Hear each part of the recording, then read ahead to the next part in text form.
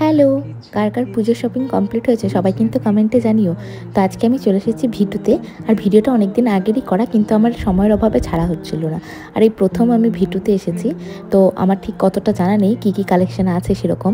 তো সবার মুখে শুনেছি ভালো। তো যাই হোক, আমার হোয়াইটটাই প্রথমেই দেখেই ভালো লেগে গেল। আর আমি কিন্তু শপিংটা শুরু করেছি, এখনও শেষ হয়নি। আর সবার জন্য কেনাকাটি করতে আজকে এসেছি, আজকে আমার জন্য কেনাকাটি করতে আসিনি। যাই হোক, এখানে কালেকশনগুলো প্রথমে এগুলো না দেখে আমি ভাবলাম আগে ভেতরের দিকে যাই, যদি কিছু ভালো পেয়ে যাই তারপর না হয় প্রথমে এগুলো দেখা যাবে। তো এখানে আমি রুমাল দেখছিলাম এসেই। আর রুমালগুলো বেশ ভালোই ছিল, কটনের ছিল। তো ভাবছিলাম বাবা তো অফিসে যায়, বাবার জন্য একটা রুমাল নিয়ে নিই।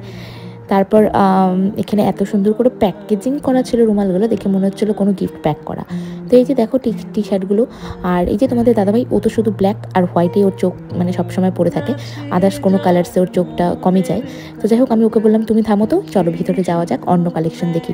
আগে সবার জন্য নিই, তারপর না হয় আমাদেরটা ভাবা যাবে, কারণ সবাইকে দিতে হবে, তো ভাবনা চিন্তা করে কিনতে হবে। যাই হোক, তারপর একটা আমি ডেনিম শার্ট আমার ভালো লাগলো, সেটা নিলাম। আরও একটা মানে কি বলবো, আরেকটা টি শার্টের মতনই ফুল স্লিভস, ওটাও ভালো লাগলো, নিলাম। আরও কয়েকটা নিব, মানে নিয়েছি।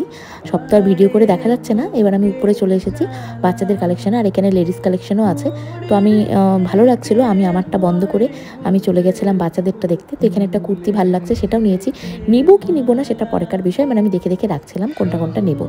তারপর দেখো, এখানে আমি হচ্ছে একটা স্কার্ট আর একটা টপস ম্যাচ করে নিয়েছি ভাগ্নির জন্য, আরও বাকি সবার জন্য নিব।